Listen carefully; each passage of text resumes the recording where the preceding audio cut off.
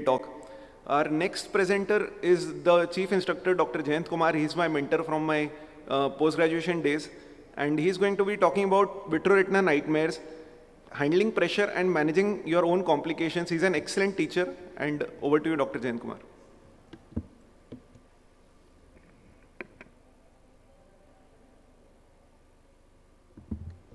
Hello. Yeah. So thank you, Dr. Akshay, for that introduction, and thank you, Dr. Chitranjan, for finishing on time. So I'm here to talk about handling pressure and managing own complications. Well, this is something which is really important for surgeons and is often not discussed much because somehow, unfortunately, we live in an era where we have a culture of bravado for surgeries, and it's often that people come up with the best results, come up with the best outcomes, but don't discuss the complications, don't discuss the sleepless nights with others.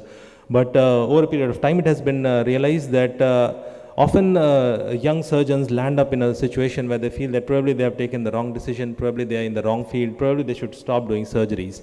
But this is a phase which every surgeon crosses through. There are publications now in literature which suggest that surgeons who deal with poor prognosis cases or cases where the results are not optimum, they often suffer from burnout, they often suffer from extreme stress, and which is not good for the well-being. If you see the path of becoming an accomplished VR surgeon, well, people need decent exposure for becoming a better or a decent VR surgeon. But if you want to become an accomplished VR surgeon, unfortunately, you need to cross through a lot of complications. And that phase is not easy. And mind it, without complications, nobody can become a great or a accomplished VR surgeon. So today I'm here to talk about how to face the complications better. There may be people who will tell you that how to do surgeries with excellent results, but then how to face the complications better is something which I'm here to speak about today. So just see, it's a simple analogy. If there's a stormy weather, you can't keep crying about it. You need to use an umbrella or a raincoat, or you need to use gumboots and then face that stormy weather. Similarly, there are a lot of things in the armamentarium of a VR surgeon, and I'm here to talk about them. It is often stated that excellent skill is something which is going to save you from complications. But see, the problem is, this doesn't seem to be the right thing to interpret. If you see, once your skill starts increasing, your complications start decreasing. But in the initial phase of career, you need more armaments to help you out better cope up with that phase. So what can they be? Mind it, good rapport is something extremely important for dealing with any sorts of complications. If you explain the patients well, if you are empathetic, you're understanding what's happening, if you're explaining the patient what's happening, they are never going to be offended much. You are not going to have so many of sleepless nights. Perseverance is something very important for VR surgeons, especially when you are dealing with your own complications. You have to keep trying, and I'll show that in my examples. Sticking to basics is something which helps a lot. Doing some things heroic suddenly when you have a complication to try and manage it is not going to help. Good documentation is extremely important. Realistic expectation as a surgeon is extremely important thing. If you have unrealistic expectations from your own complications, you are bound to have disappointment and have sleepless nights.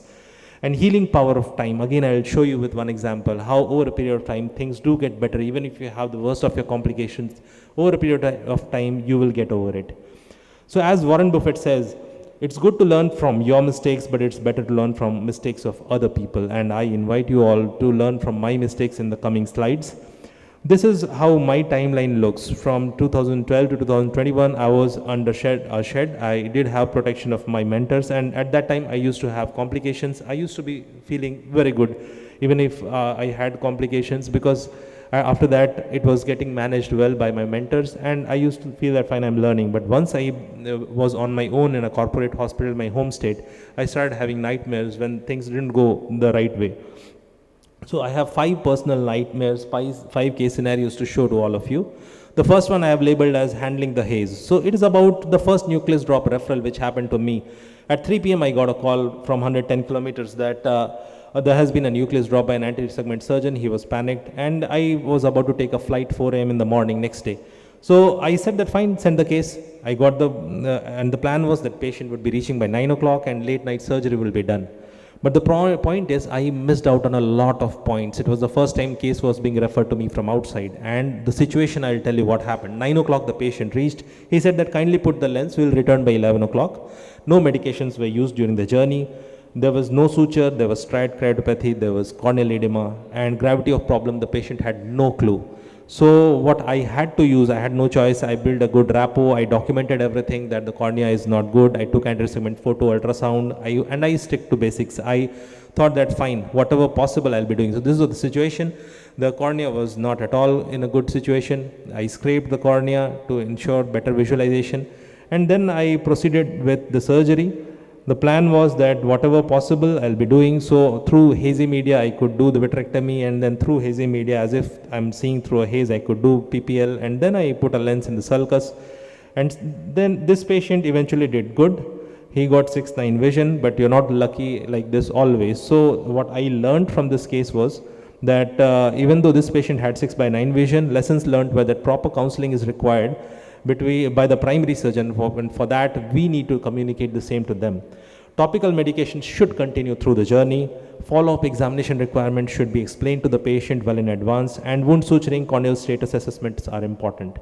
Second nightmare, it's about the story of double blow. So it's related to the first story. It's in two parts. First part was, again, it was a nucleus DOP referral. I got a call from 150 kilometers away. And I asked, based on the wisdom learned from the first case, that okay, what's the cornea status? I was told that DM folds are there. I told that wait. Patient waited for 4 days. His vision improved to 6/60. Patient was called for surgery, and when patient reached, I was damn sure I'll quickly do a surgery and this patient will be fine. But the patient by then developed endophthalmitis with nucleus drop, and now patient's DM folds had increased. I gave intravitreal antibiotics. TAP came positive for Pseudomonas.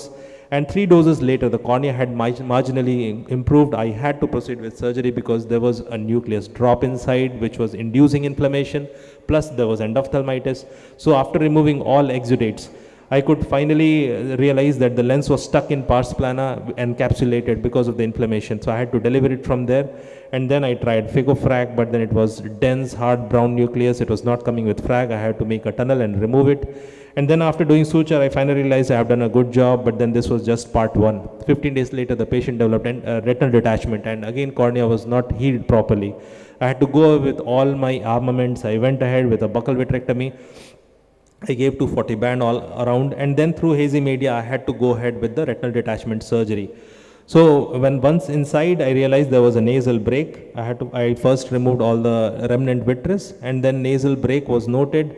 Through hazy media, whatever was possible, I tried to remove it. I tried to go ahead with PFCL, and then completed the case as a routine retinal detachment surgery.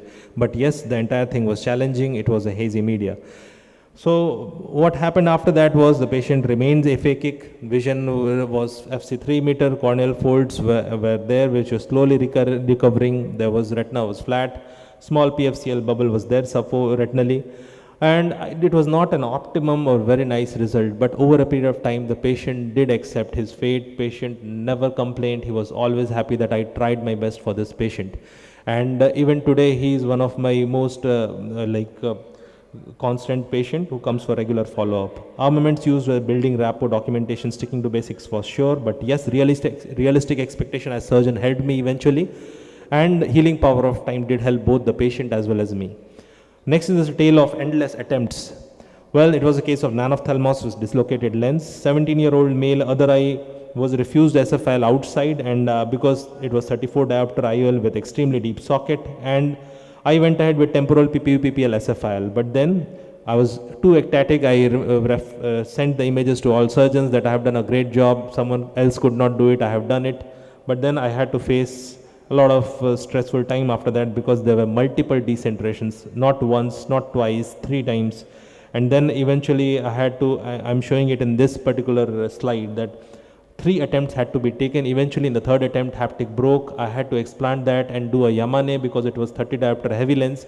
Even the other eye, the lens seemed to have started to decenter, but then somehow luckily it stopped.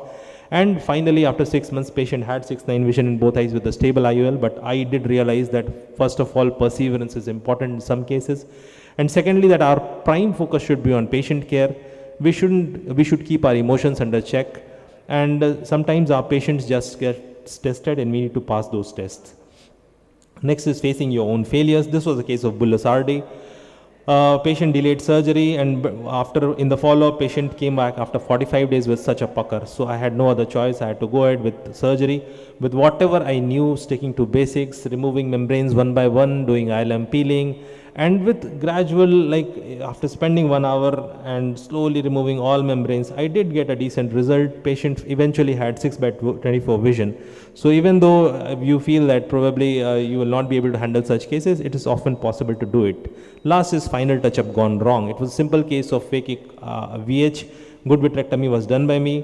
It was closed under SF6. Doubtful hypotony was noted. Now, in order to get rid of this doubtful hypotony, I injected air with a 30 gauge needle, but then lens touch happened in the final touch-up. And then the patient had to undergo phaco. Patient had a small fragment drop. That drop took time to absorb, and then later developed CME. I gave PST. Then after a period of 3 months, patient was fine. But those 3 months were very stressful for me. So what I learned was that when we go to a new setup, first of all, yes, RAPO, sticking to basics and documentation is important. And lesson was that in new setup, even minor changes can have major impact. We have to be extra vigilant in the initial days at new setup.